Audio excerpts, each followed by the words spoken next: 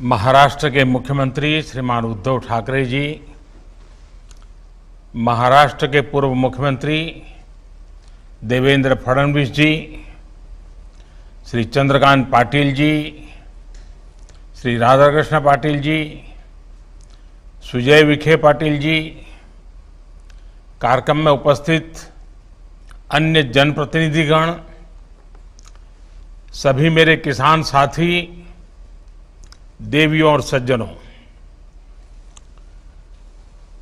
छत्रपति शिवाजी महाराज तसेच वीर वीरांगणा व कर्मयोग्यांची भूमी असलेला महाराष्ट्रास मी वंदन करतो. मैं राधाकृष्ण विखे पाटिल जी, उनके परिवार और अहमदनगर के सभी साथियों का हृदय से बहुत आभारी हूं, जिन्होंने मुझे इस पुण्य अवसर से जुड़ने के लिए आमंत्रित किया. पहले तो वहां आना तय हुआ था, आप सबके बीच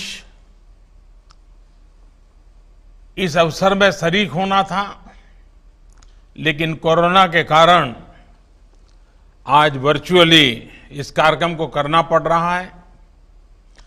साथियों, डॉक्टर बाला साहब विखे पाटिल जी के आत्मकथा का विमोचन आज भले हुआ हो, लेकिन उनके जीवन की कथाएं आपको महाराष्ट्र के हर क्षेत्र में मिलेगी. मैंने भी ये नजदीक से देखा है कि कैसे डॉक्टर विट्ठलराव विखे पाटिल जी के पद चिन्हों पर चलते हुए बाला साहब विखे पाटिल ने महाराष्ट्र के विकास के लिए खुद को समर्पित कर दिया था. गांव, गरीब, किसान, इसका जीवन आसान बनाना, उनके दुख, उनकी तकलीफ कम करना विखे पाटिल जी के जीवन का मूल मंत्र रहा है. अपनी आत्मकथा में भी उन्होंने लिखा है, मी स्वतः सत्तेपासून वा राजकारणापासून अलिप्त राहिलो नाही, मात्र समाजासाठीच राजकारण आणि सत्ता हे पथ्य भी कायम सांभाळलं. राजकारण करताना माझ्या सतत समाजाचे प्रश्न सोडवण्यावर भर राहिला. उन्होंने सत्ता और राजनीति के जरिए हमेशा समाज की भलाई का प्रयास किया. उन्होंने हमेशा इसी बात पर बल दिया कि राजनीति को समाज के सार्थक बदलाव का माध्यम कैसे बनाया जाए, गांव और गरीब की समस्याओं का समाधान कैसे हो.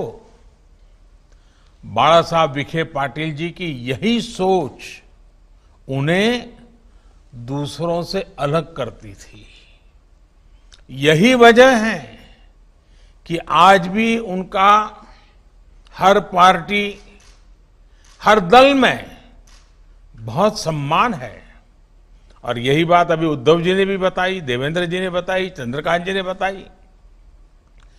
गांव गरीब के विकास के लिए, शिक्षा के लिए उनका योगदान हो, महाराष्ट्र में कोऑपरेटिव की सफलता का उनका प्रयास हो, ये आने वाली पीढ़ियों को हमेशा प्रेरणा देगा.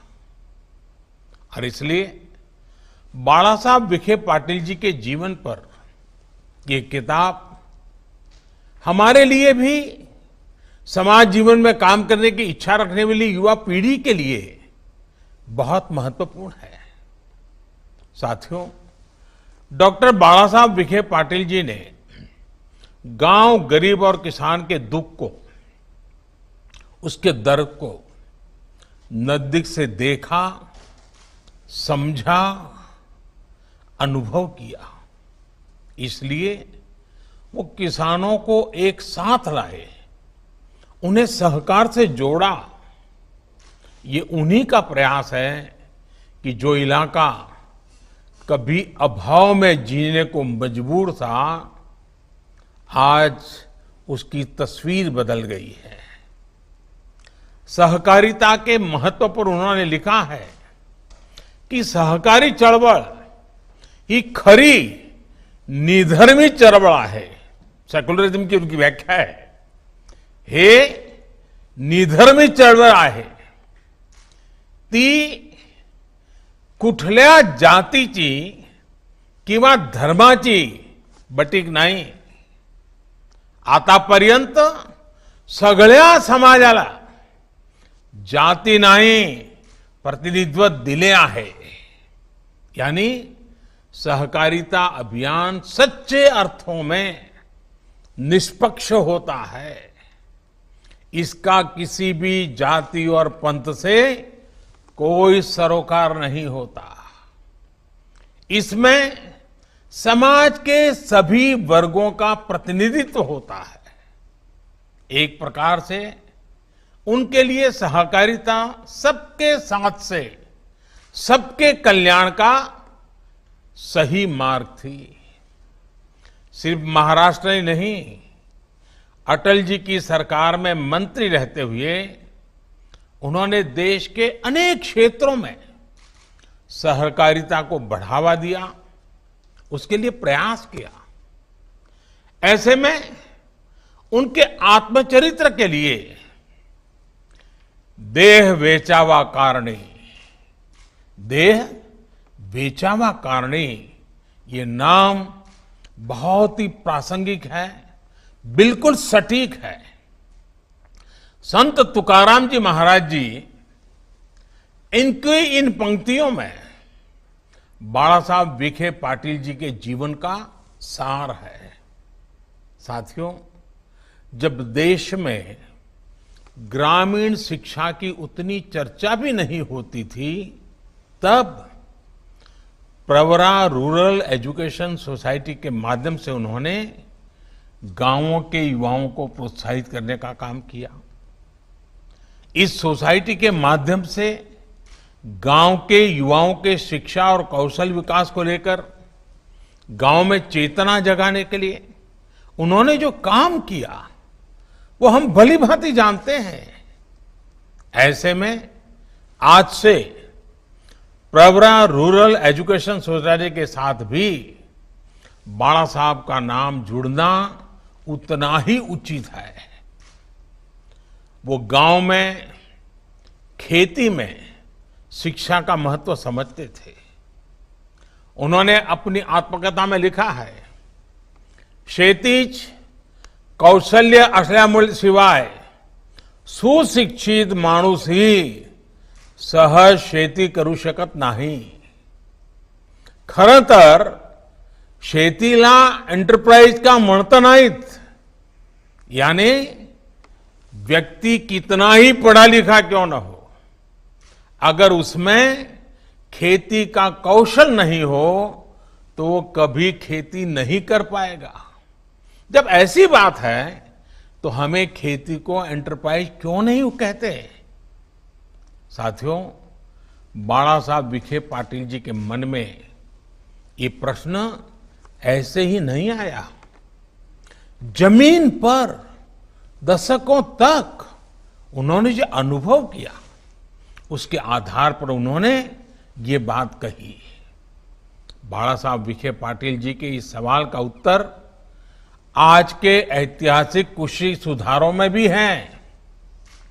आज खेती को, किसान को अन्नदाता की भूमिका से आगे बढ़ाते हुए उसको उद्यमी बनाने, एंटरप्रेन्योरशिप की तरफ ले जाने के लिए अवसर तैयार किए जा रहे हैं।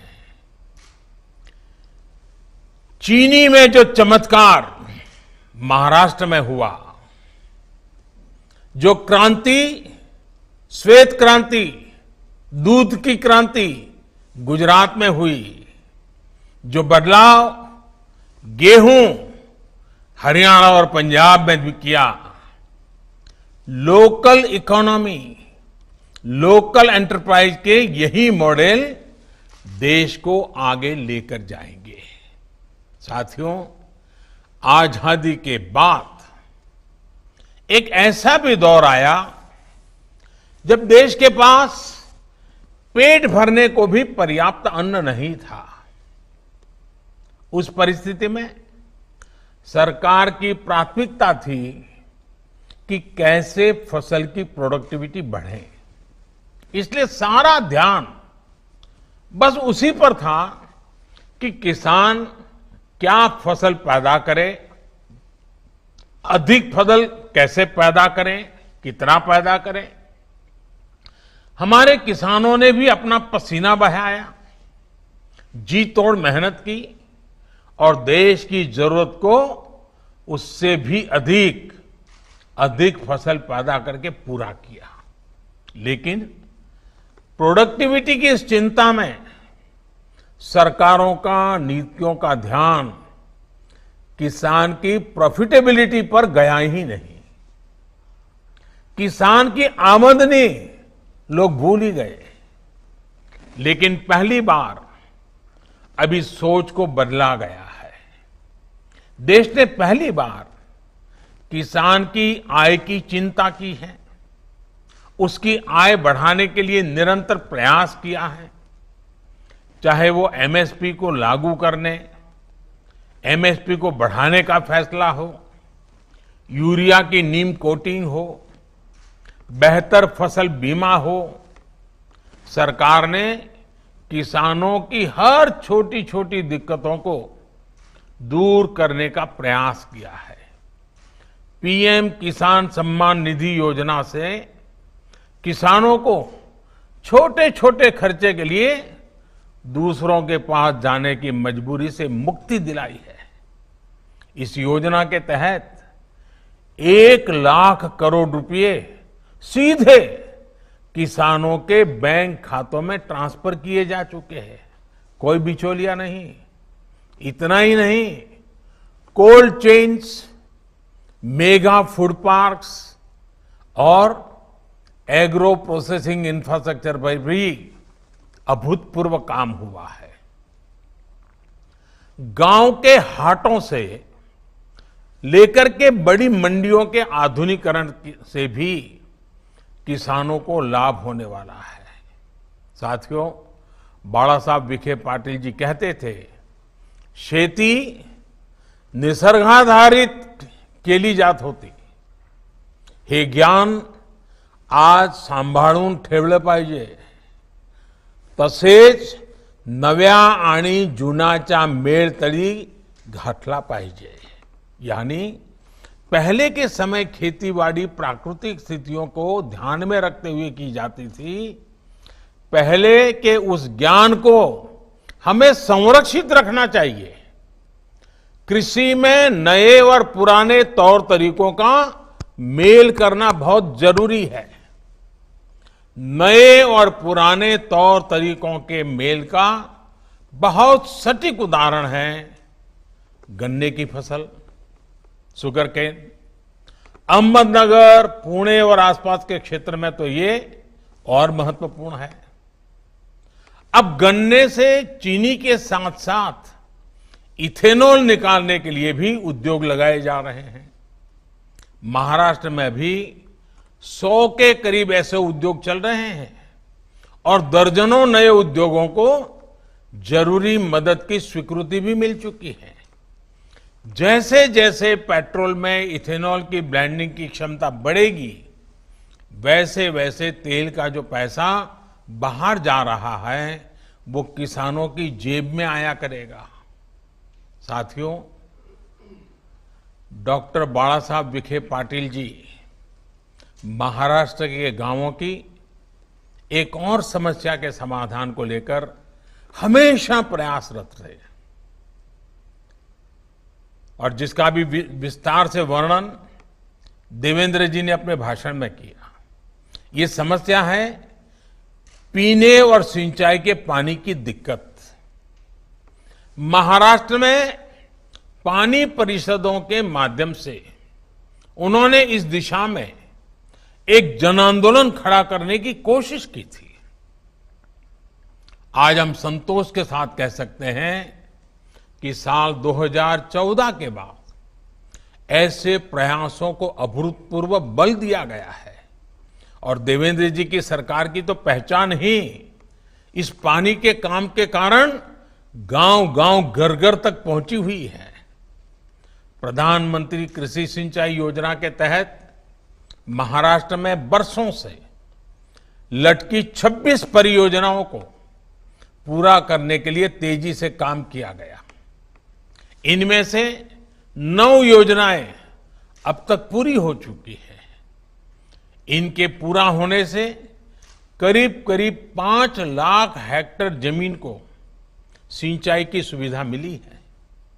इसी तरह जुलाई 2018 में महाराष्ट्र की छोटी बड़ी 90 और सिंचाई परियोजनाओं पर काम शुरू किया गया था। अगले 2-3 साल में जब इन पर काम पूरा होगा तो करीब 4 लाख हेक्टेयर जमीन सिंचाई की सुविधा से जुड़ेगी। राज्य के 13 जिले ऐसे भी हैं जहां भूजल स्तर काफी कम है। इन जिलों में अटल भूजल योजना चलाई जा रही है। साथियों, सिर्फ सिंचाई ही नहीं, गांवों के हर परिवार को शुद्ध पेयजल पहुंचाने का काम भी महाराष्ट्र की धरती पर तेज गति से चल रहा है। जल जीवन मिशन के तहत बीते साल भर में महाराष्ट्र के 19 लाख परिवारों को शुद्ध जल की सुविधा दी जा चुकी है। इसमें से 13 लाख से ज्यादा गरीब परिवारों की, उन परिवारों को तो कोरोना महामारी के दौरान भी पानी पहुंचाने का काम पूरा किया गया है। कोशिश ये है कि जिस प्रकार घर घर शौचालय बनाकर जिस तरह बहनों बेटियों को सम्मान और सुविधा दी गई, उसी तरह नल से जल पहुंचाकर उनके समय और श्रम को भी बचाया जाए। और शुद्ध पानी स्वास्थ्य के लिए भी बहुत उपयोगी होता है। साथियों, गांवों की आर्थिक और सामाजिक व्यवस्था में माइक्रो फाइनेंस इसका विशेष रोल है। मुद्रा जैसी योजना से गांव में स्वरोजगारी की संभावनाएं बढ़ी हैं। यही नहीं, बीते सालों में देश में सेल्फ हेल्प ग्रुप से जुड़ी हुई करीब करीब 7 करोड़ बहनों को 3 लाख करोड़ रुपए से अधिक का ऋण दिया गया है। किसानों, पशुपालकों और मछुआरों को, तीनों को बैंकों से आसान ऋण मिल पाए, इसके लिए सभी को किसान क्रेडिट कार्ड की सुविधा दी गई है।